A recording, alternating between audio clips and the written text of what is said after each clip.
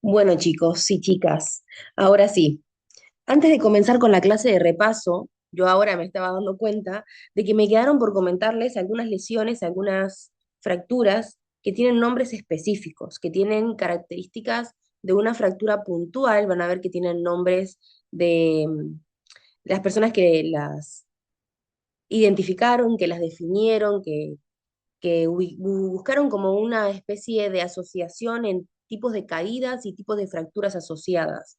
Es decir, por ejemplo, que si la persona casi siempre se cae de costado, por ejemplo, hacia un lado, el golpe que pega directamente en la parte externa del brazo hace que se luxe el radio y se fracture el cúbito en la diáfisis media. Bueno, ese tipo de fractura, por ese tipo de caída puntual, tiene el nombre, por ejemplo, de fractura de Monteggia.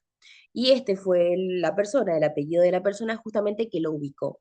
Entonces lo que vamos a ver hoy, antes de hacer la clase de repaso, es ver unas patologías puntuales de las partes del miembro superior que se pueden ubicar, se pueden hallar esporádicamente por caídas de determinada forma. Entonces voy a hacer un repasito y voy a incluir de a poquito este tipo de fracturas o de luxaciones puntuales. Entonces, para empezar, vamos a hablar como habíamos hecho hasta el momento, siempre de proximal hacia distal. Ayer habíamos comentado que para obtener imágenes de hombro-frente, para obtener imágenes de hombro-frente, como pasa en esta imagen, lo que tenemos que hacer al paciente es rotarlo. Y esto se lo repaso como lo de ayer.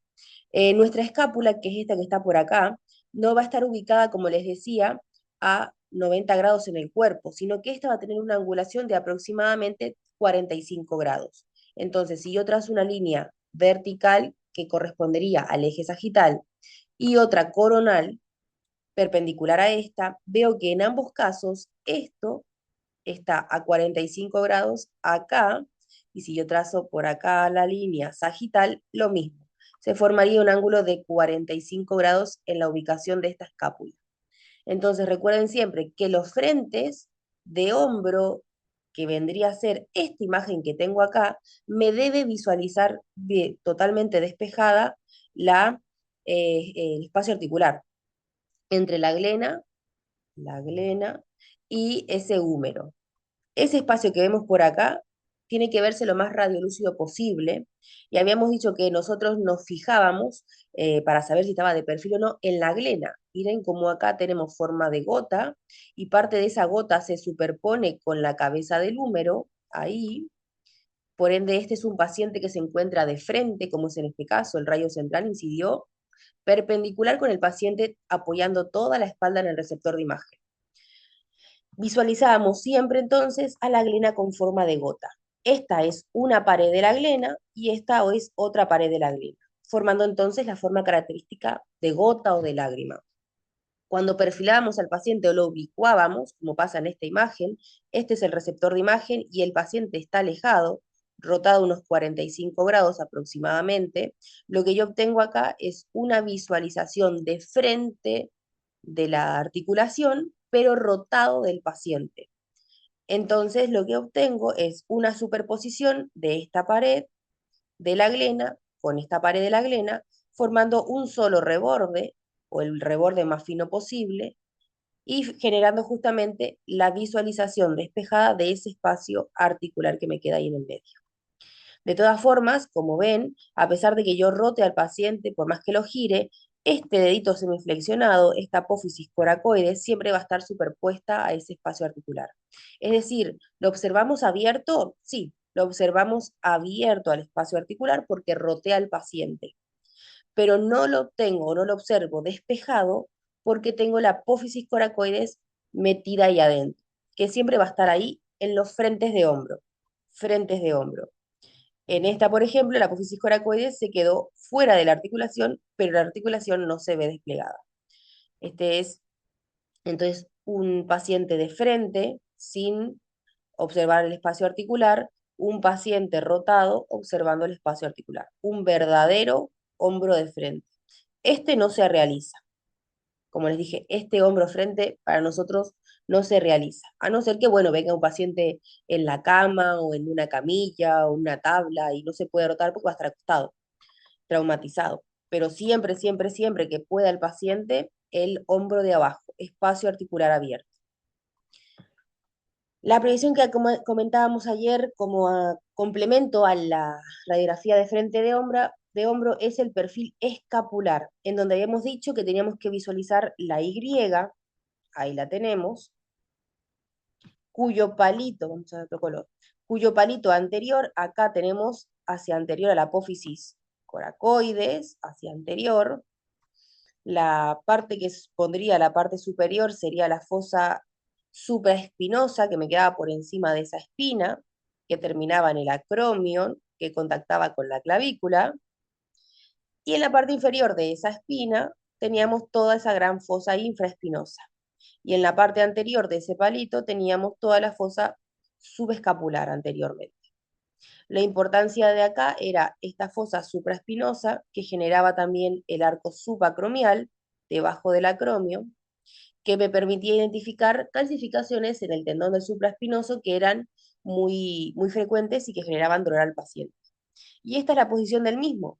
El paciente no se encuentra ni de perfil estricto, ni se encuentra de frente al receptor de imagen. Se hace en PA y lo que se intenta obtener es una Y nuevamente, una rotación del paciente de 45 grados para visualizar esa escápula de perfil, visualizando justamente lo plano que es, el hueso plano que es. Y ahí hemos dicho que tenemos la diferencia con el perfil de escápula. Proyección escápula de perfil, perfil escapular de hombro, escápula de perfil, lo que varía porque el paciente se encuentra en la misma posición es la posición del miembro superior. El brazo se dirige hacia la parte de atrás o hacia la parte de adelante, da igual, siempre tenemos que intentar que el mismo se vea lo menos superpuesto posible a esa escápula. Y la imagen que se obtiene es la misma, pero el húmero, que acá lo veíamos totalmente superpuesto, ahí, que se dirige hacia abajo, en este caso se va a dirigir hacia atrás. Y vuelvo nuevamente a decirles los componentes de esta Y. Acá lo tienen como el acromion, esa espina, que es la que sale de la escápula, esto que se va hacia adelante, que me dibuja la fosa supraespinosa, acá está el dedito, que es la coracoides, superpuesto, abajo está toda la fosa infraespinosa, adelante la subescapular, y ya está. Y ahí tenemos el ángulo inferior de la escápula, que dijimos la importancia a nivel de lo que es T6, para ubicarnos en otros tipos de proyecciones. Bien, entonces, perfil de escápula es para despejar y ver lo más visible despejada la escápula. Perfil escapular es para ver la Y con el número superpuesto a esa escápula, el cuerpo escapular. Bien, las dos diferencias. Esta la voy a pasar. Ah, no, luxaciones anteriores. Ayer nombramos las luxaciones anteriores como que eran el 96%, 96% de las luxaciones de hombro, es decir, que solo un 4% eran luxaciones posteriores. Habíamos comentado el motivo y acá lo que habíamos dicho es que las luxaciones anteriores tenían la característica de que la cabeza se ubicaba debajo de la apófisis coracoides, que la vemos ahí, y que se dirigía también hacia la zona medial de la glena, que la glena me queda por acá, con su forma ovalada. Entonces, las luxaciones de hombro era la ausencia del contacto entre los huesos y que no sabíamos realmente si esta luxación era anterior o posterior, porque para eso requería sí o sí de un perfil. Pero habíamos dicho que la característica de que se encuentre subcoracoidea, es decir, que la cabeza se desplace hacia abajo y medialmente, ya me ayudaba a identificar que la luxación era anterior. ¿Sí? Porque como ya hemos dicho, los músculos protegían posteriormente la articulación y cuando ésta se lo usaba, ¡pum!, se dirigía hacia abajo, porque hacia arriba tocaba con el arco perdón, acromio clavicular y hacia atrás tocaba con todos los músculos de la región del manguito rotador. Entonces, si vemos una cabeza que se dirige hacia abajo y hacia medial, la podemos asociar con un frente a una luxación anterior. Para sí o sí asegurarnos requerimos del perfil, que acá lo tenemos la apófisis coracoides que se dirige hacia adelante, ahí tenemos la parte de arriba que se formaba con la espina, la fosa supraespinosa, fosa infraespinosa, anteriormente toda la cara que es la fosa subescapular y el vértice o ángulo inferior. Y la cabeza totalmente desfasada de la región de la glena, que vendría a ser la zona céntrica de esta Y. Entonces tenemos que la luxación se desplaza hacia la parrilla costal o lo que vendría a ser hacia la región anterior. Estas luxaciones constantes de la cabeza, porque hay mucha gente que se le luxa porque se golpeó, tuvo un traumatismo, pero hay mucha gente que se luxa constantemente porque sus ligamentos están laxos, están débiles. Entonces hacen un mal movimiento, levantan el brazo, ¡pum!, se les luxó. Bien, hay mucha gente que se los reacomoda ellos mismos porque están acostumbrados a las luxaciones de húmero o de codo a veces, lo que sea. Entonces ellos mismos a veces se hacen un movimiento que hace el traumatólogo y la cabeza vuelve al lugar, la cabeza humeral vuelve al lugar de la grieta. Entonces, estos pacientes que tienen luxaciones constantes, frecuentes, empiezan a golpear cuando se luxan la cabeza humeral contra la glena. Se golpea, ven acá tenemos la glena, esto es un perfil, la cabeza del húmero. Entonces, esta porción ahí de la cabeza golpea con esta porción de la glena de forma constante. Esta porción con esta porción se golpean en la luxación una y otra vez y empiezan a generar unas lesiones muy particulares. A ver si están acá, espérense, unas lesiones muy particulares que son las lesiones de Hill-Sachs. Y esta es una de las lesiones que me olvidé de comentarles ayer, la lesión de Hill-Sachs, que es una lesión, bien acá abajo tenemos, por una constante luxación de la cabeza hacia anterior, se luxa y se empieza a generar una lesión a nivel de la cabeza, póstero y lateralmente. Lesión de la cabeza, póstero y lateralmente. En este caso, la radiografía muestra como un abultamiento, un cambio morfológico en esa cabeza humeral, ahí, que justamente nos da un indicio de que este paciente tuvo sí, una constante luxación de esa cabeza. Y esta luxación va a ser siempre hacia anterior, ya que el golpe tiene que ser en la parte posterior de la cabeza, cuando esta me va hacia adelante. Bien, entonces lesiones de Hill-Sachs, lesiones en la parte postero lateral de la cabeza, del húmero. Bien, posterolateral de la cabeza del húmero. Y otra de las lesiones que también se pueden dar por una constante luxación, sobre todo anterior, son las lesiones de Bankart. Las lesiones de Bankart van a ser lesiones en la parte inferior, pero esta vez de la glena.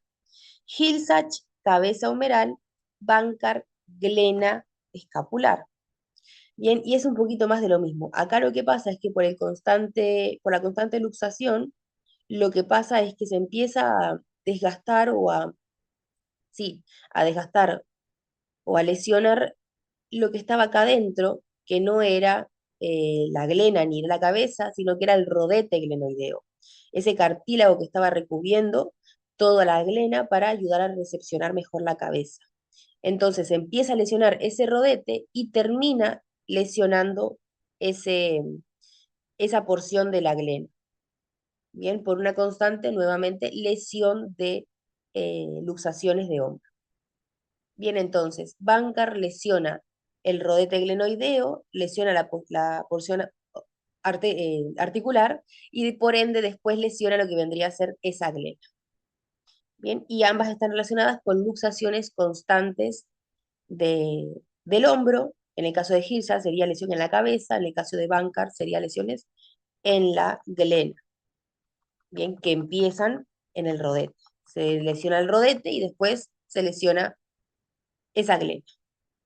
Bien, y entonces las luxaciones posteriores corresponderían únicamente al 4% de las luxaciones de hombro en general, y dijimos que en un frente muchas veces la alineación iba a estar alineada a la glena con la cabeza, es decir, que no se va a dirigir hacia abajo la cabeza ni hacia arriba, en este caso va a estar bastante alineada.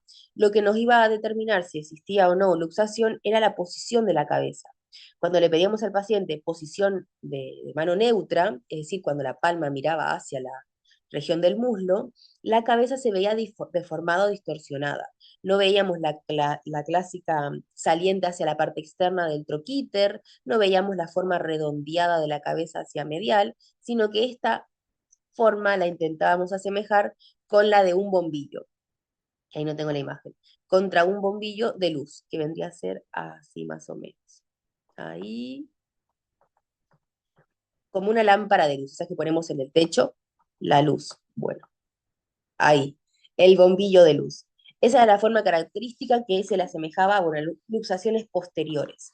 Eran un poquito más difíciles de identificar, entonces sí o sí había que apoyarse con un perfil escapular. Y en esta imagen, por el contrario, lo que estamos viendo es un acercamiento de esta cabeza con la glena, y se ve como la forma media ovalada, pero lo que estamos viendo es una superposición cabeza-glena, acá, y y un ascenso de esa cabeza. Esa cabeza se fue hacia arriba, no está alineada en este plano con la glena, sino que está totalmente desalineada y tiene una posición más superior. De todas formas, las luxaciones posteriores van a tener esta forma característica, pero ya sabemos que si la cabeza no está dirigida hacia abajo y hacia medial, estamos frente a una luxación que no es anterior, sino que puede ser posterior, confirmado sí o sí con el perfil escapular. Esta prohibición la vamos a pasar, la vamos a hablar, al igual que esta. Las lesiones ya están comentadas. Las fracturas, bueno, escapulares, ayer me decían, ¿y si hay fractura escapular, cómo se hace? Se intenta hacer una abducción del brazo, es decir, alejarlo, llevarlo hacia arriba de la cabeza estirado, para que todo el borde axilar o lateral de esa escápula quede lo más despejada posible. Dijimos que el borde medial nunca lo íbamos a poder despejar, porque siempre iba a estar superpuesto a la escápula, entonces era muy difícil verla completamente despejada. Lo que se hacía cuando quedaban dudas era siempre la tomografía computarizada. Bien, ahí sí se va a ver claramente si hay discontinuidades óseas, discontinuidades, y si hay pequeños fragmentos, como por ejemplo hay. Bien, entonces la escápula, siempre que tenga fractura, va a terminar en un control tomográfico porque, como les digo, mucha parte de esa escápula no va a quedar visible en los frentes ni en los perfiles a nivel radiográfico, en una radiografía.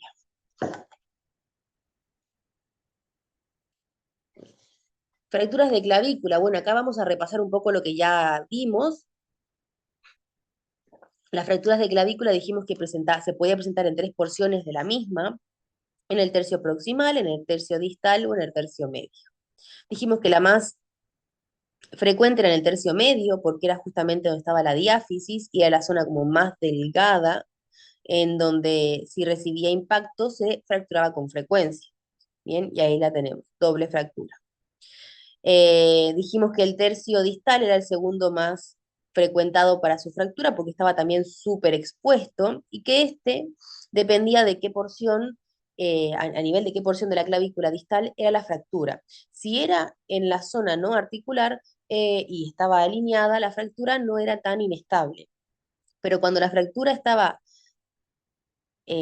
interfiriendo o en la superficie articular, acá sería, si la fractura fuese en esa superficie articular, ahí estaría también involucrada la estabilidad de la articulación. Entonces recuerden, siempre que tenemos un hueso que articula con otro hueso, si se fractura en toda la diáfisis o en cualquier parte del hueso que no sea articular, no pasa, no es tan compleja la fractura. Pero si se fractura en una zona articular ese hueso, por ejemplo, acá, o por ejemplo, como está acá, esta fractura que es en el tercio proximal, que ayer justo nombramos la articulación esternocostoclavicular, ahí está afectando la articulación y su estabilidad. Entonces, fracturas muy complejas, aquellas que afecten la articulación, fracturas no tan complejas, aquellas que no afecten la articulación. Bien, y ahí teníamos entonces las fracturas. Primera o más frecuente la del tercio medio, la segunda sería la del tercio distal, y la última, la más estable, la más fija, va a ser la del tercio proximal, que es muy raro que se fracture por la gran cantidad de estructuras óseas que están en la articulación y por la cantidad de ligamentos que está protegiendo esa articulación. Entonces, cuando se fractura el tercio proximal, muchas veces quedaba, como dije ayer, superpuesta a la costilla, superpuesta a la columna, a los grandes vasos, y era muy difícil identificarla sin superposición. Por ende, muchas veces el tercio proximal terminaba en tomografía computarizada.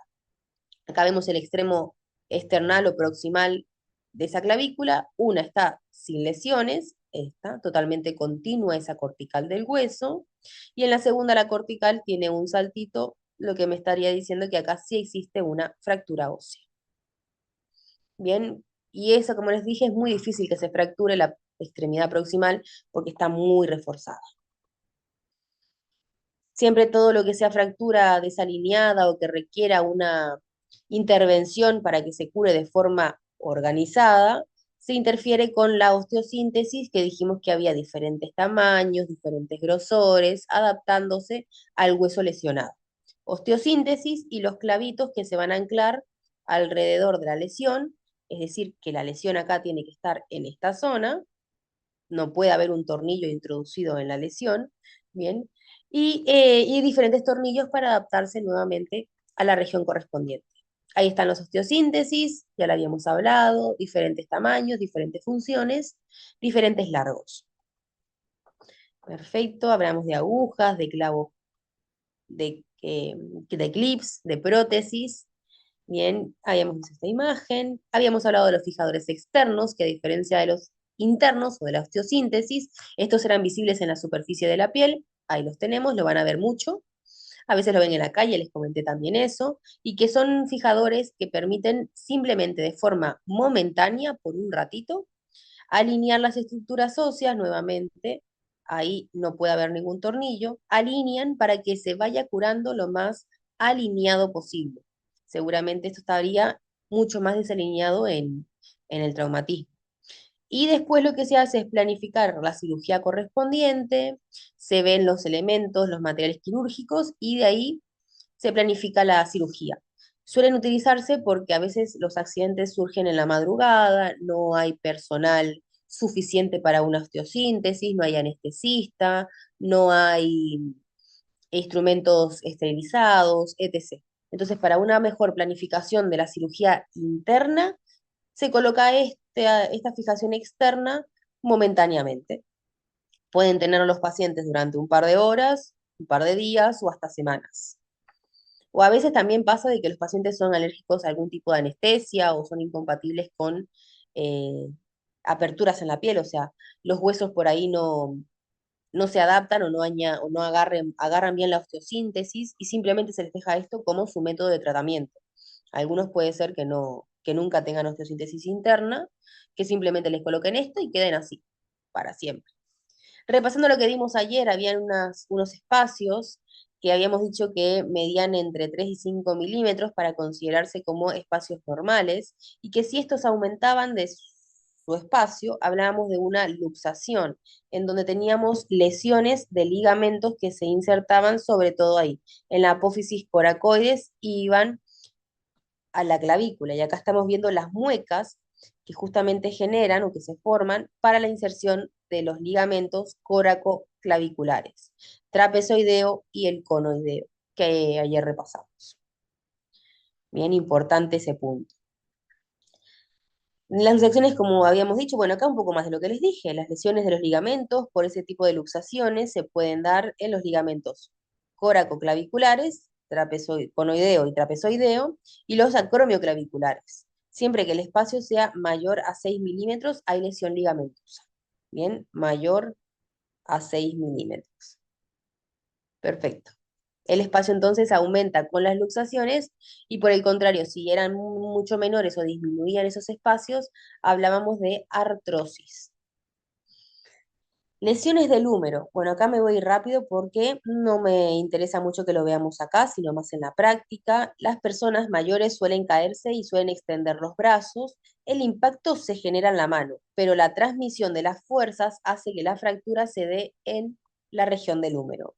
Bien, acá como tenemos una fractura que ayer nombramos como una fractura de cuello quirúrgico. Importante, súper importante, tener en cuenta que las circunflejas, mencionadas ayer, las arterias circunflejas, rodeaban este cuello y cuando éste se veía lesionado, indirectamente podíamos también determinar que las circunflejas estaban lesionadas.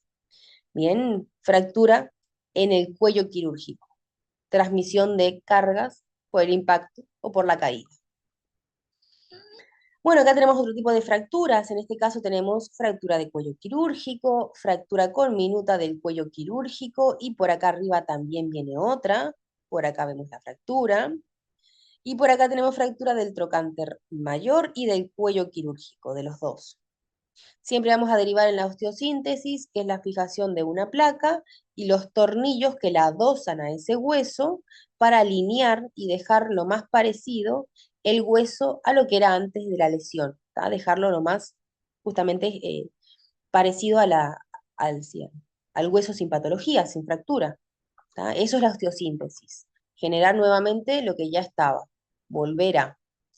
Fracturas un poquito más abajo, en la diáfisis humeral, miren como acá tenemos una desalineación completa de los fragmentos fracturados, acá hay un acabalgamiento, un acortamiento del miembro, bien, y en la imagen como tenemos al costado, tenemos una alineación del mismo y alrededor, en la zona de la fractura, observamos el conocido callo óseo. El callo óseo era uno de las fases de recuperación ósea. Cuando el hueso se fracturaba, se volvía a generar hueso a través de la recuperación. Bien, en este caso, como les comenté, se pudo operar, se colocó el clavo dentro del hueso, los tornillos fijadores, pero en muchos casos no se puede operar. Y lo que se hace es colocar yeso, que es esto que vemos al costado y alrededor del hueso, modifica la forma, la propia arquitectura del hueso. Acá parece que puede haber una lesión ósea, podemos confundirla con una lesión osteolítica, pero en realidad es la densidad del yeso superpuesta al hueso. Lo que se observa acá es la fractura, que como está relativamente alineada a los fragmentos, no existe un acabalgamiento ni un desplazamiento, lo que se hace es simplemente colocar yeso e inmovilizar, para que solamente el hueso se cure sin intervención quirúrgica, evitando la intervención. Esto lo vamos a pasar, esto lo vamos a ver, tampoco. Fracturas de húmero distal,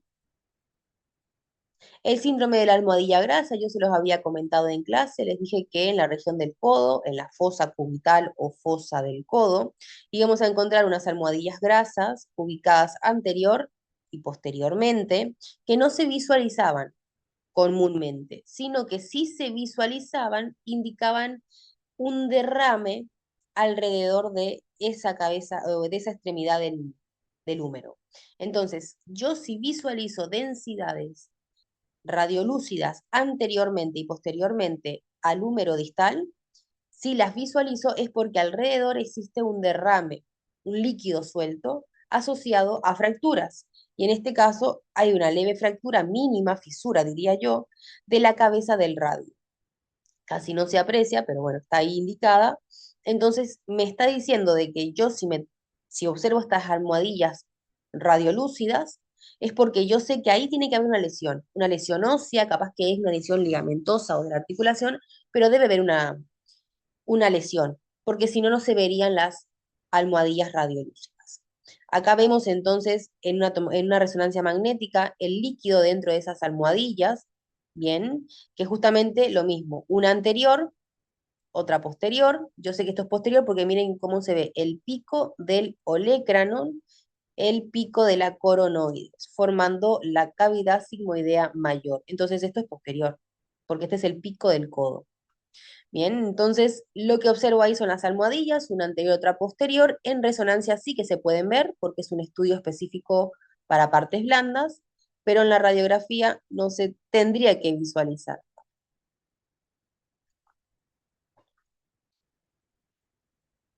Síndrome de la almohadilla grasa. Fracturas del olecranon, caídas directas en la parte posterior, me pego en la punta del codo, se fractura. Ahí lo tengo. Totalmente desprendido ese olecranon y lo mismo, osteosíntesis específicas para alinear ese olecranon. Fracturas de la cúpula radial, no me voy a meter acá. Luxaciones de codo, ya las hablamos, ya las comentamos. Y vamos a ir, a ver, espérense, esto no me interesa, no me interesa. A estas fracturas, a las fracturas de la epífisis distal de radio y de cúbito, que van a ser conocidas como, al igual que teníamos la lesión de Bankart y de Hilsach, acá tenemos las lesiones de Smith y la lesión de Coles, que son fracturas específicas del puño, de la región distal del antebrazo. La fractura de Coles tiene un desplazamiento dorsal hacia atrás de las extremidades distales, de las epífisis distales del cúbito y del radio. Es una Es una lesión que se suele observar cuando el paciente cae con la mano hacia atrás, es decir, con la mano en extensión total. Cuando el paciente cae con la mano en extensión total, la fractura se suele realizar con un desplazamiento hacia el dorso, generando entonces que la parte de la epífisis distal del antebrazo se desplace hacia posterior y las diáfisis se desplacen hacia anterior. La deformidad que se observa en estos pacientes es la mano, a ver si tengo fotos, creo que no, la mano en forma de tenedor, es decir, que el paciente va a venir con la mano así, como esta imagen, para atrás, como esta imagen, pero acá va a tener una deformidad hacia adelante, hacia la parte del dorso. La mano acá va a tener un bulto que justamente le hace asemejarse a una deformidad que tiene forma de tenedor. El core entonces, desplazamiento dorsal de la mano, se va hacia atrás la mano. La de Smith, por el contrario, las personas caen con la mano en flexión y por ende el desplazamiento de la mano va a ser hacia la parte anterior o ventral. La deformidad que se observa es con forma de pala de jardinero, pero en realidad acá la lesión, o sea, la visualización de la pala de jardinero, yo la verdad es que no la veo. Pero denme un segundito que les voy a poner la imagen de la deformidad, es así, en tenedor, fractura de coles, que es así se ve cuando los pacientes vienen porque es característica, a ver, esta, a ver si hay otra más linda, esta me gusta.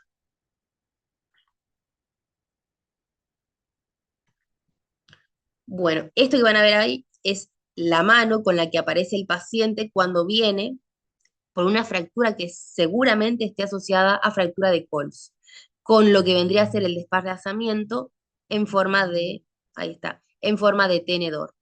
Bien, ahí tenemos otras, está lo mismo. Ven como que se forma un bultito en el dorso de la mano. Esto es fractura principalmente de Coles, un desplazamiento hacia atrás, hacia dorsal de la porción de la mano.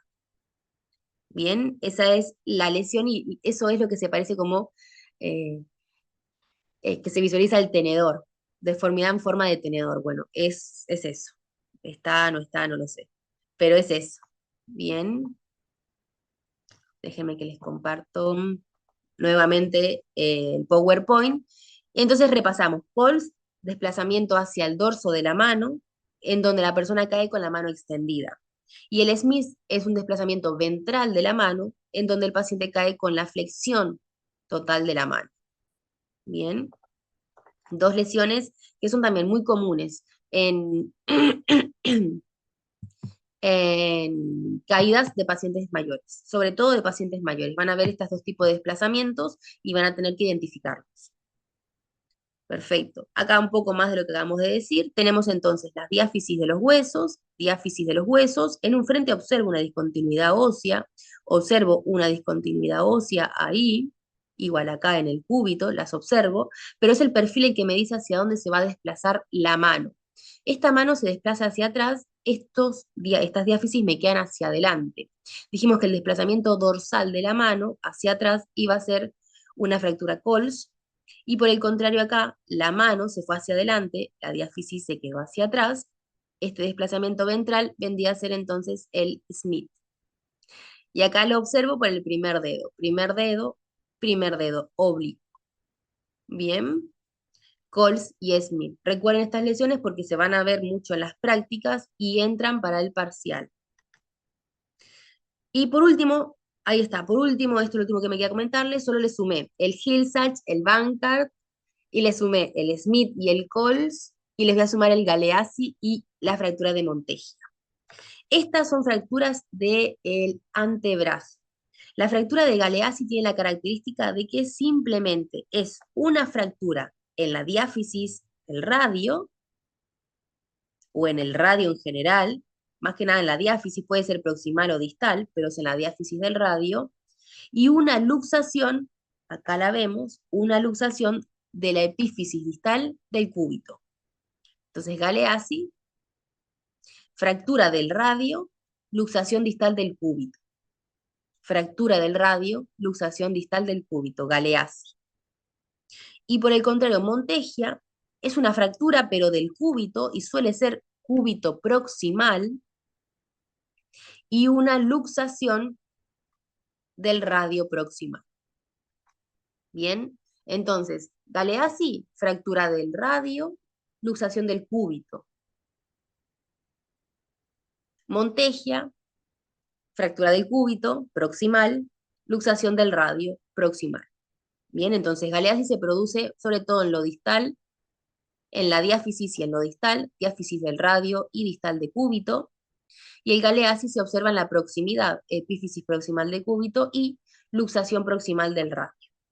Esas serían las lesiones que me gustaría que aprendan como nombres particulares, Galeazzi y Montegia y las otras que les comenté, porque como les dije, son lesiones que se ven con mucha frecuencia. Entonces, está bueno que ustedes lo identifiquen o cuando vean en las órdenes que dicen control por fractura de Galeazzi, ustedes ya sepan qué es lo que van a hacer, qué es lo que van a ver, que no se sorprendan cuando vean ese tipo de lesiones en los huesos. Ambos traumatismos se observan o se dan por, perdón, ambas lesiones se observan por traumatismos. Bien, es un golpe directo en el lado externo, en el caso del radio, es una defensa que se realiza con el brazo así, se me ve, con el brazo así, se protegen así, el golpe viene directo, fin, al cúbito. Bien, se fractura el cúbito y el golpe hace que se luxe el radio. Estas serían las fracturas de Galeazzi, perdón, de Montegia. Montegia serían golpes directos en la parte de protección, en la parte interna del brazo, en esta parte, por protección así, hacia arriba. Hacen golpes casi siempre con instrumentos peligrosos. Bien, y la de Galeazzi, un poco más de lo mismo, serían en este caso eh, golpes, pero en la zona interna o sea, en la zona externa del brazo. Acá los golpes vendrían a ser así, bien, de la parte del dedo gordo. Me golpeo ahí. Acá, Montegia, acá, Galeazzi. Golpes internos, entonces, Montegia, golpes externos, Galeazzi. Bien, y ahí entonces tenemos una fractura de la epífisis proximal del cúbito, de la extremidad proximal del cúbito, ahí la tenemos, y una luxación de ese radio proximal. Una lesión que vendría a ser de Montegia. Bueno, estas son fracturas en tallo verde, nada particular, lo habíamos comentado en pacientes pediátricos. Fracturas de escafoides, lo voy a pasar por arriba, ya las vimos, las nombramos. Hay algunas imágenes a nivel de el bloque quirúrgico, donde los grises se ven invertidos. Nada, ahí se introduce algo metálico, parece ser un catéter, una guía en ese hueso. Así se ven las imágenes en bloque quirúrgico. Vemos también acá atrás el anillo del médico, porque esta es la mano del médico que está agarrando a ese paciente. Ahí tenemos entonces una osteosíntesis, un clavo dentro del hueso, alineándolo. Esto no lo voy a ver. Vamos a pasar, vamos a seguir. Seguimos para adelante. Esto, que bueno, nada, es una particularidad, es el exceso de dedos, es cuando tenemos más de 5 dedos en el dedo, se conoce como poli de muchos, dactilia de los dedos. En el caso en este es el pulgar, bien, donde podemos tener más de 5 dedos, pueden ser 6 o hasta pueden ser hasta 8 dedos en una mano. Bien, es el exceso de dedos y es un cambio a nivel genético, eso ya es algo interno, ADN. Y esto fue lo que les comenté ayer, el signo de la gaviota. Acá tenemos a la gaviota, que se puede ver en las articulaciones trocleares de las articulaciones interfalángicas. Acá empezamos ahí sí a ver la forma más característica de la gaviota. Bien, entre las articulaciones interfalángicas. Y se suelen ver más marcadas, por ejemplo ahí, cuando existe artrosis. Cuando hay un exceso de artrosis, como pasa acá arriba, por ejemplo, o como pasa directamente acá, hay una deformación de las articulaciones. Ahí lo vemos. Hay una deformación a simple vista de los mismos dedos, esto es clásico de los pacientes añosos, de los pacientes adultos, por el uso prolongado, obviamente, en toda la vida de las manos, y por ende se visualizan así, como deformes en las articulaciones. Bien, entonces es el signo de la gaviota, que se ve más que nada cuando hay artrosis, sí, una patología de las articulaciones interfalángicas de los dedos de la mano principalmente, que son los que más se utilizan. Bien, y esto ya es una deformación más, más grave de las articulaciones de la mano.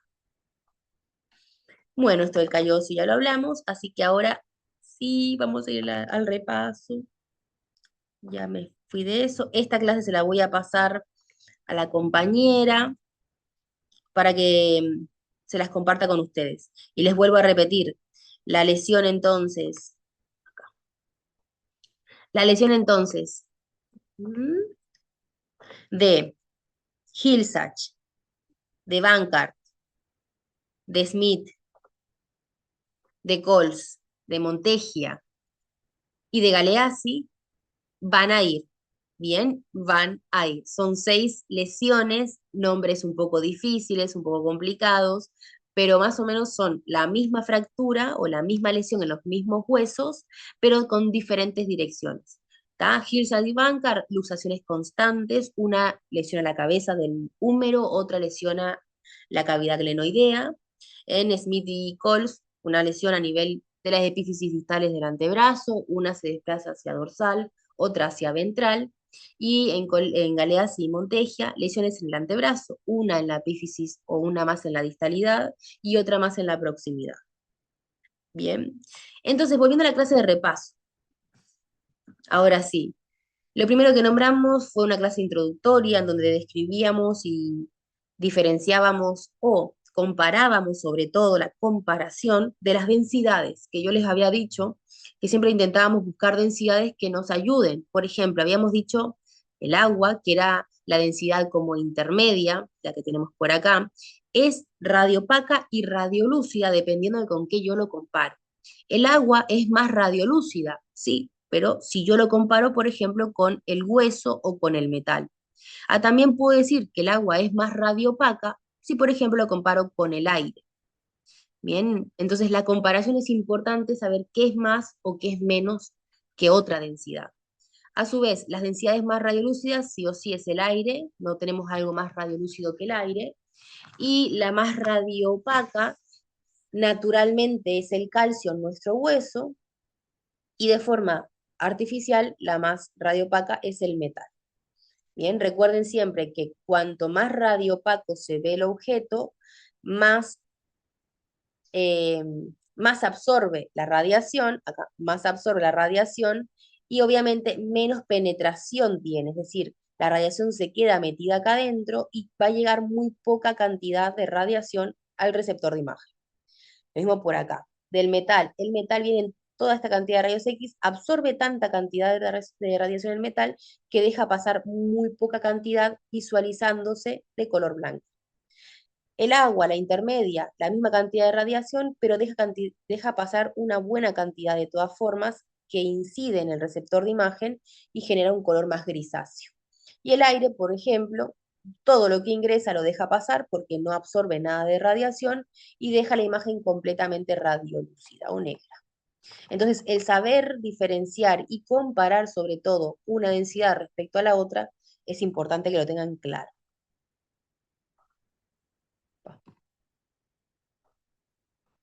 Opa, se me trancó. Ay, denme un segundo. Se me trancó todo. Bien, eso fue de las primeras clases entonces. De la clase de introducción. A ver, ¿qué más tengo?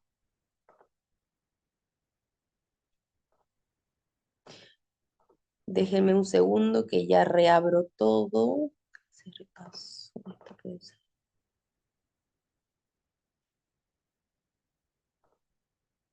Acá.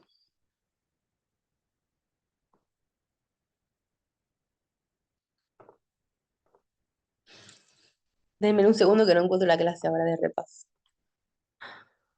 Imágenes, imágenes, clase repaso. Imágenes, repaso. Acá, ahora sí.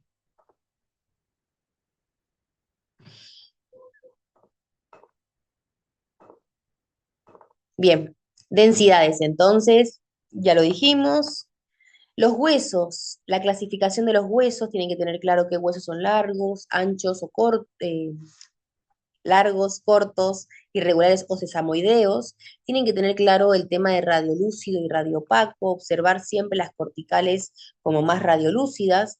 Habíamos dicho que en las extremidades o en las epífisis de los huesos largos, por ejemplo, íbamos a tener menor cantidad de hueso compacto y que aumentaba en las diáfisis la radiopacidad por el exceso de hueso compacto, porque las diáfisis al ser más delgadas eran más propensas a lesiones óseas. Entonces, la distribución de hueso compacto, hueso esponjoso, deben tenerla clara. Y también el tema de los huesos, como les decía, hueso largo, componentes, epífisis, diáfisis, metáfisis, tienen que tenerlo claro. Ahí tenemos el esponjoso y el compacto. Los tipos de articulaciones tienen que saber la clasificación, tienen que saber que existen algunas sinoviales con muchos elementos articulares, la fibrosa sin movilidad, los tipos que tenemos de articulaciones sin movilidad, y las cartilaginosas también, las que eran maduras y las que eran inmaduras, o las que eran temporales y las que eran momentáneas, temporales o permanentes, perdón. Bien, eso tienen que tener claro. Los cambios de la arquitectura de las estructuras óseas, lesiones líticas, lesiones blásticas. También tienen que saberlo con claridad, identificar cuando existe una disminución del calcio o cuando existe un aumento de ese calcio. Aumento de densidades blásticas, aumento de radiolucidez, lesiones líticas. Fracturas y luxaciones, lo mismo, tienen que saber identificar las fracturas, lo que habíamos comentado, los tipos de fracturas, si hay desplazamiento, si hay alineación, si no la hay, si es el trazo horizontal, si es oblicuo, esas cosas tienen que tenerlas claras. Las fisuras dijimos que eran líneas delgadas que no terminaban de lado a lado, sino que estaban en la mitad ahí, como que no continuaba hasta el otro borde de la estructura ósea, fisura, se metía, pero no terminaba en la otra punta, como pasa con esto que va de lado a lado. Bien, entonces fisuritas y luxaciones que ya hemos visto también, pérdida de contacto que puede ser parcial o puede ser total. Tener claro ese tipo ay, de lesiones. Esto no lo vamos a ver, esto es rodilla, no sé ni qué hace acá. Ah, esto es por la sumación de densidades, no lo vamos a ver conmigo, vamos a pasar directamente a proximidad. De lo que era el hombro, tenemos que tener claro las porciones de la epífisis proximal del húmero, tener claro cuáles son los nombres, tener en claro cuáles son las estructuras que presenta la proximidad, qué se inserta en cada una de estas salientes, qué pasa por este surco bicipital o esta corredera bicipital, ¿bien? ¿Hasta dónde llega esa cabeza o ese cuello anatómico? ¿Dónde comienza el cuello quirúrgico? Como dijimos recién, ¿qué arterias eran importantes en las fracturas de este cuello quirúrgico? Por parte de la escápula, tener en cuenta los bordes, los ángulos que tiene, las superficies articulares que presenta, acá y acá, las direcciones que tienen estas salientes. La glena tiene una dirección hacia afuera porque mira para afuera, levemente hacia adelante y hacia, como ven acá, y hacia arriba. El acromion tiene una dirección horizontal para articularse con esa clavícula, en una articulación que tienen que saber el nombre. Ahí tenemos el espacio. Bien, nuevamente nombramos que el espacio tiene que ser entre 3 y 5 milímetros, si es mayor es una luxación. La apófisis coracoides, por ahí la tenemos, y la base de implantación que forma acá como una X de la espina de la escápula. La Y, que la vemos acá nuevamente, como yo veo que el miembro superior se dirige hacia adelante, o sea, el húmero va hacia adelante, yo ya sé que este es un perfil de escápula, no escapular. Bien, entonces lo que tenemos que saber son las partes del hueso, qué se inserta en el hueso, qué se desliza en ese hueso. Recuerden también de la corredera bicipital que hicimos una nomenclatura, se insertaban 3 músculos, ahí tienen que saberse los 3, cuál es el interno y cuál va hacia la parte externa. Las inserciones de la coracoides también tienen que tenerlas claras, y las articulaciones tienen que saber las 5 articulaciones que ayer nombramos, los tipos de articulaciones que son y qué superficies están en contacto. Ejemplo, vamos a la escápula humeral, no, la subdeltoidea. Por la escápula humeral es esta, la glenohumeral. La subdeltoidea, ¿Qué superficies están en contacto? Dos músculos. Dijimos que esta era una articulación falsa, donde no se observaban dos huesos articulándose, sino que se observaban, en este caso, dos músculos. Era una articulación del tipo sin sarcosis, en donde tenemos al deltoides, que vendría por acá, imagínense, ahí, y al músculo que vendría por acá, por esta fosa, que era el supraespinoso. Entre estos dos músculos, ahí se generaba un movimiento, una fricción, que ayudaba a movimientos, por ejemplo, elevaciones de hombro, ascensos de hombro, aducciones de hombro. Indirectamente colaboraba en todos los movimientos del hombro. En medio, lo que habíamos dicho, que existían unas bursas o líquidos o bolsas con líquidos que amortiguaban justamente la fricción constante de los músculos. También tienen que conocerlas. Bien, perfecto. Y bueno, de la escápula, saber qué músculos se insertan en las fosas, en los bordes, también por acá que estaba el redondo, recuerden el menor, redondo mayor. Tienen que saberse esos músculos que son extremadamente importantes. En los perfiles, fosa subescapular, músculo subescapular, fosa infraespinosa, músculo infraespinoso, fosa supraespinoso, músculo supraespinoso. Bien, tienen que saberse esas inserciones de la musculatura del hombro, del manguito rotador sobre todo. Bueno, ahí tenemos la misma imagen. Bueno, ligamentos de las articulaciones, nombramos nada más ligamentos glenohumerales, superiores, medios e inferiores, y tienen que saberse los que se encuentran por atrás, que era el refuerzo muscular del manguito rotador. ¿Tá? Nuevamente, inserciones del manguito rotador, eh, proximal y distal, las dos inserciones, y nuevamente tener clarísimo y tener en cuenta que los músculos del manguito rotador actúan como ligamentos activos, protegiendo posteriormente la articulación. Bien, eso es importante que lo tengan claro. Ayer renombramos los tipos de acromion, tienen que tenerlos claros también y saber cuál es el que está más asociado con el tipo de hombro doloroso. De la fosa axilar nombramos simplemente el paquete o lo que presentaba en su interior, que era una vena y una arteria axilar. Recuerden que cambiaba de nombre a mitad de la diáfisis de la clavícula, pasaba de subclavia a axilar en la fosa o en el hueco axilar, y después cuando llegaba al borde inferior del músculo pectoral mayor, que no se ve, pero estaría por acá, cambiaba de nombre a braquial o a humeral.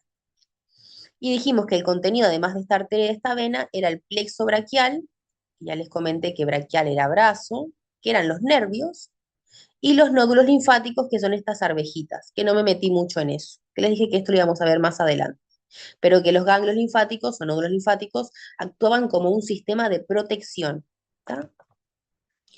Arterial, acá a ver, repasando lo de ayer, nombrar simplemente las arterias, arteria subclavia, arteria axilar, arteria humeral, se dividía en la fosa cubital en radial y cubital o ulnar, y después irrigaba toda la región de la mano. Y volvía para atrás, hacia atrás como sistema venoso, a través de tres venas importantes, la basílica, la cefálica y por acá la intermedia, que a nivel del codo la intermedia se bifurcaba en una cefálica intermedia, una basílica intermedia y formaba la característica M que se veía en los frentes de codo.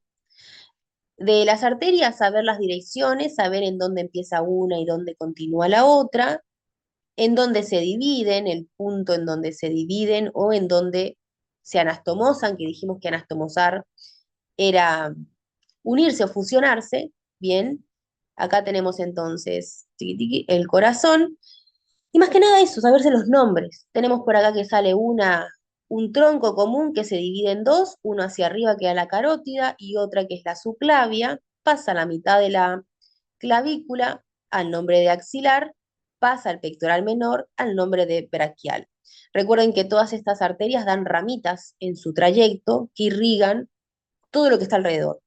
Esta subclavia va a dar ramas para la región torácica. La axilar va a dar ramas para todo lo que es la región escapular. Bien. Y de las venas, lo importante, bueno, esto que les comenté que se formaba acá, la característica M, ahí la vemos, ahí más o menos, creo que, a ver, no está muy linda acá dibujada, pero vendría a ser ahí una M. en donde tenemos la característica de que la arteria basílica, que es la interna, se dirige internamente, y la cefálica, que era externa, se va a superficializar, formando en la superficie un acceso directo entre el músculo deltoides y el músculo pectoral, ese acceso directo hacia el corazón, que dijimos que era un puente de entrada para sobre todo marcapasos o vías centrales que conectan la superficie de la piel con el corazón en un trayecto bastante cortito. Bien importante de eso. Del codo que tenemos que conocer, bueno, o de la extremidad distal del húmero, lo que vendrían a ser la tróclea, el cóndilo, las zonas articulares, las epis, que eran zonas no articulares, epicóndilo y epitróclea, los músculos que se insertaban en esa zona, las articulaciones que tenemos, qué tipo de articulaciones son, recuerden que son 3 articulaciones, cada una presenta diferentes movimientos, y después de la zona de la extremidad, bueno, y las fosas, perdón, las fosas tenemos que tenerlas claras, cuál es la de mayor tamaño, en dónde se ubica, qué es lo que se mete allá adentro, las fositas que no son visibles, pero sabemos que están en la parte anterior, que eran dos, una para el radio y otra para la coronoides. Y por parte de lo que es la extremidad proximal de radio y de cúbito, tenemos que conocer las apófisis, los picos, bien, la parte de la cúpula, la cabeza, el cuello, la tuberosidad. Tenemos que reconocer esas porciones nombradas en las estructuras óseas. Bien, y las importantes de acá eran inserciones en el olecranon musculares, que era el único músculo de la región posterior del brazo, que es el tríceps, inserciones en lo que es el pico de la coronoides, que era el braquial anterior, que es el que se dirigía hacia abajo de la parte anterior del brazo, en la tuberosidad, que dijimos que se insertaba el bíceps, músculo súper importante del grupo anterior, y serían los que se insertan ahí. Tenemos entonces que conocer qué músculos se insertan en estas proximidades. Los músculos de la región del hombro y los músculos de la región del brazo fue en donde yo más hice hincapié y los que tienen que conocer. En los del antebrazo y la mano, deje puntual y claro cuáles sean los que tienen que identificar. Consideraciones del brazo, entonces, bueno, nada, conocer la ubicación del radio siempre anterior en los perfiles, es un hueso que se encuentra anteriormente. La proporción inferior, que era inversamente, cúbito más grande, arriba y abajo más pequeño, inversamente el radio. Y conocer más que nada distalmente la articulación distal radiocubital, el espacio ocupado por el disco y fibrocartilaginoso o ligamento triangular por la forma de triángulo, entre el cúbito y el carpo, y la articulación del puño entre el radio y el semilunar internamente y el escafoides internamente. ¿Qué tipo de articulaciones son? ¿Qué superficies están en contacto? Bien. Y de la diáfisis nada. ¿Se acuerdan que hemos dicho que tenían forma de triángulo? Así. Y que ahí en ese borde interno se insertaba la membrana interósea, que es esto que ustedes ven acá, que siempre tiene que verse radiolúcida. Apa. Un poco de lo que les comenté, radial, cubital, fácil las arterias en ese caso, un poco más de lo mismo, la articulación radiocarpiana, qué tipo es, qué huesos contactan. De la región de, acá tenemos el ligamento que les comenté recién, el triangular, misma imagen que vimos ayer. Ese dijo que estaba entre el cúbito y el piramidal, ahí en medio, nunca hay contacto óseo, siempre hay un espacio metido ahí, ese disco fibrocartilaginoso. Y de la mano, conocer lo mismo que venimos hasta ahora, las estructuras óseas, reconocer cada uno de los huesos, saber con qué articula cada uno de los huesos del carpo, conocer los tipos de articulaciones, bien, que eran todas planas a excepción del primer dedo, donde teníamos un encaje recíproco, reconocer los huesos sesamoideos si existen, y las articulaciones de toda la región de la mano. Bien, y acá vamos de nuevo con lo que les dije recién del signo de la gaviota, que no se ve tan marcado, se empieza a visualizar cuando hay más artrosis. Y esto serían todo en cuanto a lo que vendría a ser mano. Bueno, y de la mano lo que habíamos dicho, la región tenar, la región hipotenar y la celda media de los músculos. Sencillito. Entonces, principalmente lo que tienen que saber son tipos de huesos, tipos de articulaciones, los huesos, identificar todas las superficies o salientes o accidentes óseos, qué se inserta de importante en esos accidentes óseos, las lesiones óseas, fracturas, luxaciones, qué tipos son, qué fragmentos tiene. Perfecto, ahí eso fue lo que les dije acá, fue lo que les comenté, cefálica, intermedia, basílica, lo vimos ayer, tienen que reconocer las tres, identificar cuál es la que se va hacia la superficie, y la mano ósea, que me quedó pendiente. La mano ósea es importante que ustedes reconozcan el sentido en el cual se forman los huesos del carpo, sentido antihorario o horario, dependiendo de la mano, e identificar la edad en la cual aparecen esos huesecitos. Bien, que eso lo tienen todo escrito en la diapositiva. Y este sería como el repaso. Bien, de nuevo lo mismo, es lo que dimos en clase. Recuerden que acá lo hice rápido, taca, taca, taca, taca, pero lo específico, lo más importante, lo más detallado, fue lo que hablamos en las clases. Ahora yo les dejo un momento para que ustedes, si tienen, me planteen sus dudas o si quieren que yo comente algo con más detalle o algo que quedó pendiente, me lo digan.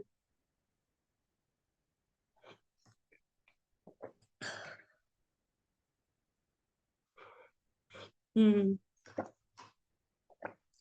¿No hay dudas? ¿No hay preguntas?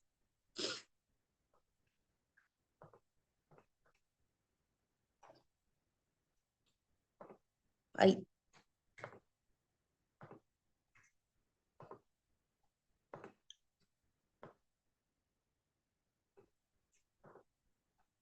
bueno, entonces, a ver, ¿qué tengo acá?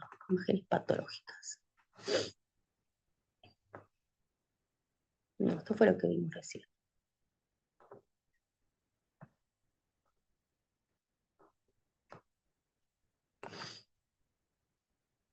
Nada. Mm, mm, nada.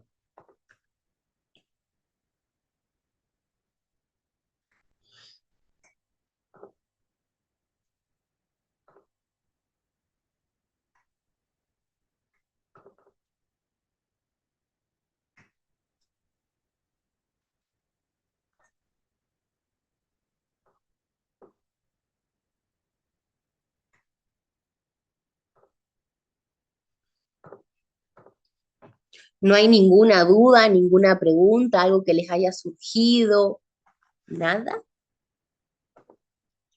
Me quedo tranquila entonces,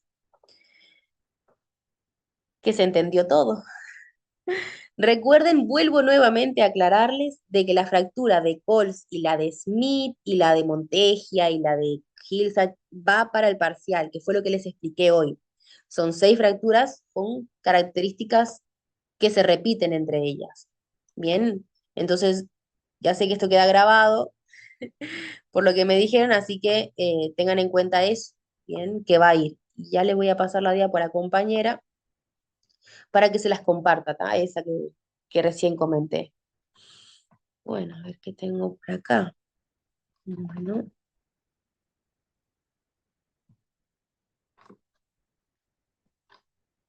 mm,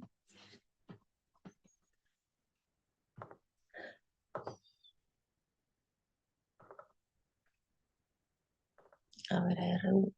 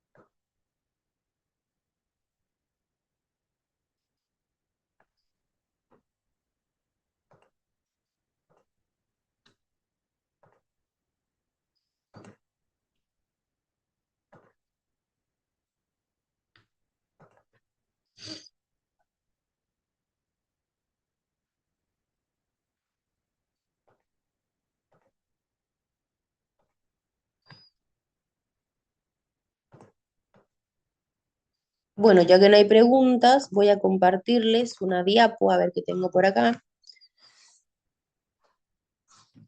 Mm, esto más adelante. Pero acá, más que nada, vamos a ver algunas imágenes y vamos a ir comparándolas. Estas son dos radiografías de hombro. Este es un hombro, este es otro hombro, pero hay una en la cual el paciente presenta una rotación, es un hombro de frente estricto, y otra en la cual no presenta rotación. ¿En dónde me voy a fijar o qué es lo que voy a ver? La glena. Yo identifico la glena como esta porción en forma de gota de lágrima por acá y la identifico en este caso acá. Una única línea delgada de glena hace que este borde y este borde posterior se superpongan entre sí y generen el espacio abierto articular, que es este espacio radiolúcido que se ve en el medio. Entonces tengo la cabeza humeral por un lado y la glena por el otro. Este es un frente estricto, es lo que siempre intentamos realizar en los pacientes, y un frente estricto de hombro con rotación del paciente, y este es un frente sin rotación del paciente, lo que hace que la glena se vea totalmente oblicuada y por ende no me permita estudiar realmente el espacio articular. El espacio que me queda por debajo de lo que vendría a ser esta espina que termina en el acromion y esta clavícula que está distorsionada, este espacio que me queda por acá es el espacio subacromial, por donde va a pasar un único músculo que proviene de la fosa supraespinosa, que es el supraespinoso, que se va a insertar ahí, en el troquíter. Recuerden que acá se insertan tres músculos del manguito rotador que los habíamos definido como el RIS, creo que era el redondo menor, el infraespinoso y el supraespinoso, siempre de atrás hacia adelante, redondo, infra y supraespinoso. Y después teníamos en el medio la corredera bicipital y ahí teníamos el troquín, que era el chiquito que solamente presentaba la inserción del subescapular. Entonces, nuevamente, reconocer los músculos que se insertan en esa zona. Miren acá como hay una mueca, una zona, una línea dibujada que corresponde al cuello anatómico, la superficie articular, separada de las superficies no articulares. Y el cuello quirúrgico en ese cambio direccional de la epífisis proximal y la diáfisis.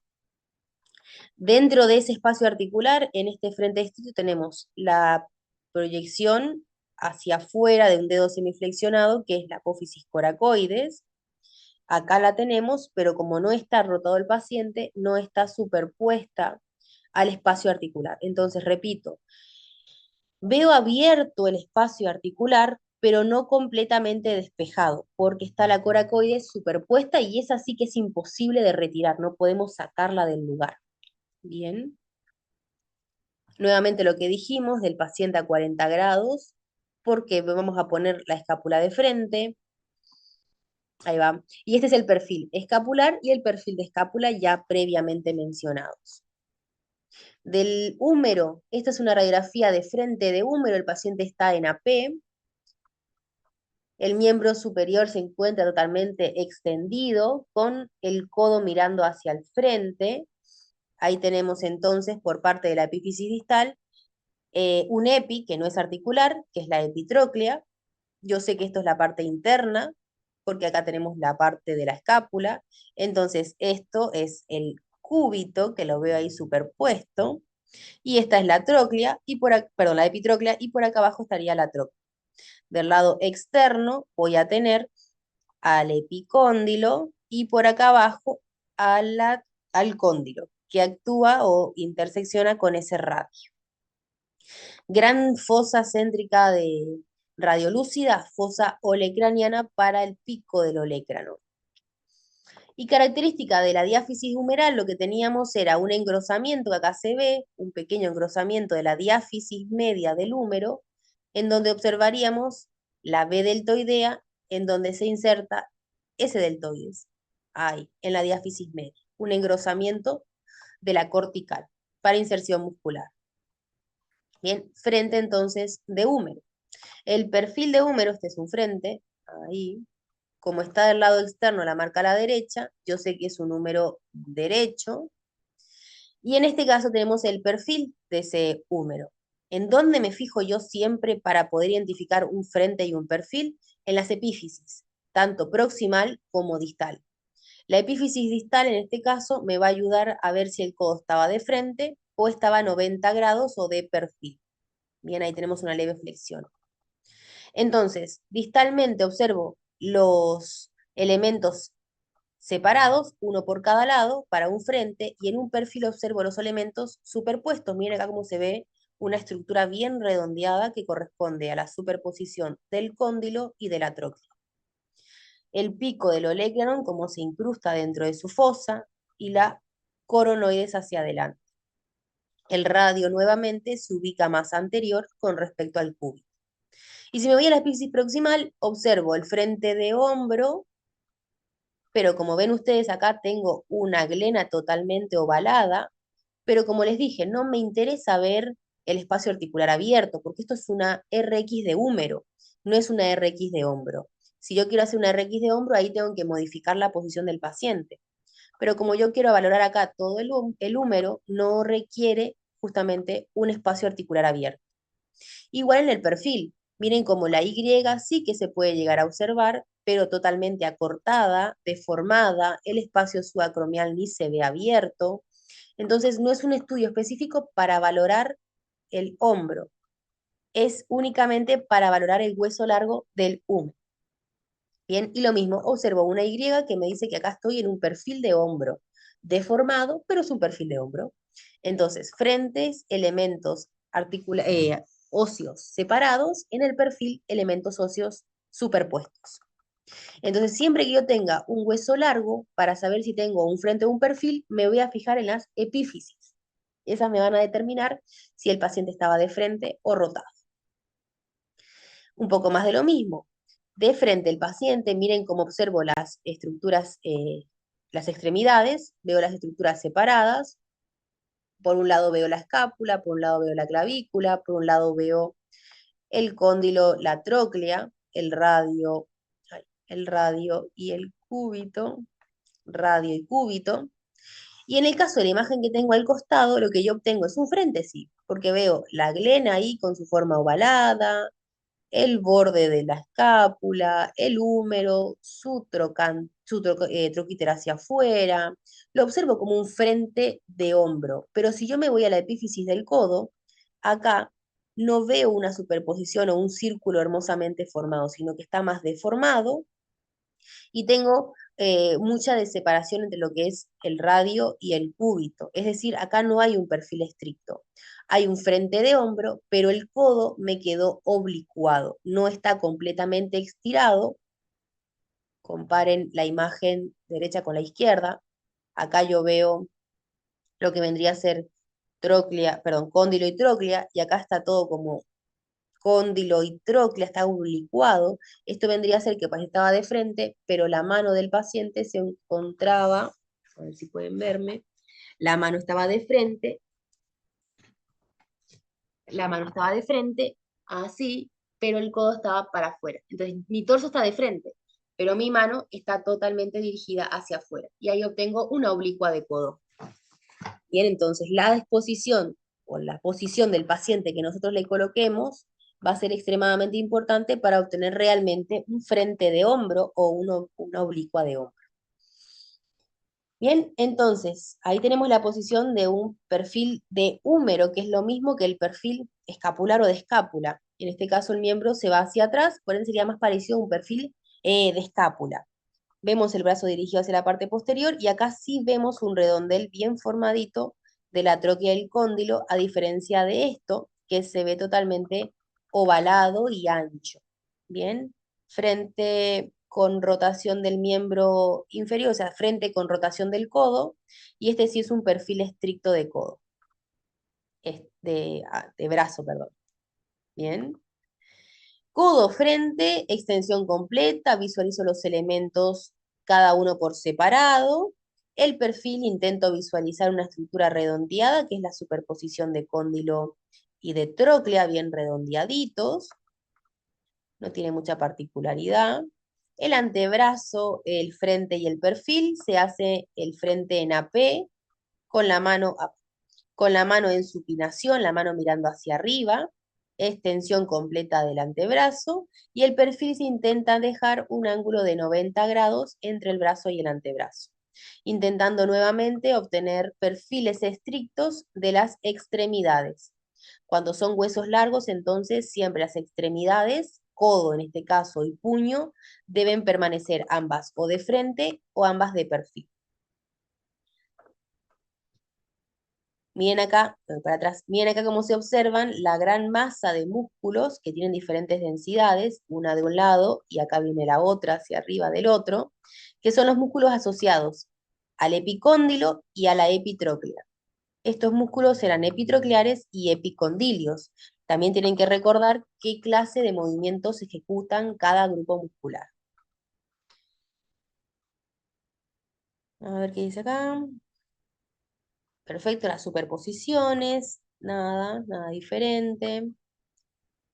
Los huesos de la región del carpo, esta es una radiografía de puño, se realiza nuevamente en PA, como la mano, y acá nada, simplemente tenemos que identificar los huesos del antebrazo y a partir de ahí podemos definir la fila proximal de la fila distal. Que ya que estamos, recordamos, siempre enfrentado al radio, el escafoides, el semilunar, enfrentados al cúbito con un espacio en medio, tenemos al piramidal y al pisiformes. En la parte del primer dedo tenemos al hueso trapecio y tenemos ahí metidito al trapezoides, enorme en el centro al hueso grande y con el gancho ahí en relación al quinto dedo al hueso ganchoso. Fila proximal y fila distal del carpo, saber con qué articula cada uno de estos huesos, sobre todo los de la fila distal, que tenían ahí una encrucijada de articulaciones. ¿Se puede hacer en AP el puño? Se puede hacer en AP perfectamente. Lo único que va a ser un poquito más difícil que el paciente logre la inmovilización. Acá vemos entonces una radiografía en AP y en PA, PA, AP, que como ven no tienen mucha diferencia, son básicamente lo mismo, no va a cambiar nada, se siguen manteniendo los espacios, las articulaciones siguen siendo las mismas. Bien, entonces se puede hacer de las dos formas. Lo importante es identificar estructuras alrededor para que después sea más fácil los huesos del carpo. En los puños de perfil, lo que siempre observábamos hacia la región anterior iba a ser el hueso, el gancho de ganchoso, y iba a ser también el pisiforme, que era un hueso que se observaba por acá, que justo acá no se ve, pero se observaba como una arvejita, como una lenteja, anteriormente. Siempre estaban superpuestos anteriormente a ese piramidal. Bueno, y acá tenemos manitos ambas de frente, y el par radiológico que es la oblicua de mano. Nunca hacemos un perfil de mano porque los huesos en la región de la mano, si no, quedarían todas los metacarpianos y las falanges superpuestas. Entonces siempre hacemos frentes de manos y oblicuas de mano. Bien, ahí se intenta despejar y de cambiar la perspectiva. No me voy a meter en esto porque acá son correcciones simplemente de posición. La posición a lograr, esto es para técnicas, no me voy a meter en eso tampoco. Y por acá tienen la imagen simplemente donde identifican cada una de las regiones y articulaciones de la mano. Nada, no me meto ahí. Perfil de mano no se suele hacer, como les dije, porque toda esta porción de falanges y de metacarpianos queda superpuesto. Únicamente queda hacia anterior el dedo oblicuo o el primer dedo. Y acá, mira, tenemos al trapecio porque articula con el primer dedo. Y hacia anterior tenemos el gancho del ganchoso y por ahí una pequeña porción de ese pisiformes, el único hueso anterior de la fila proximal. Y bueno, y acá es una grafía puntualmente del primer dedo, donde observamos un hueso sesamoideo por ahí. Ahí vemos uno. A ver, acá se ven lindos. Acá justamente vemos dos.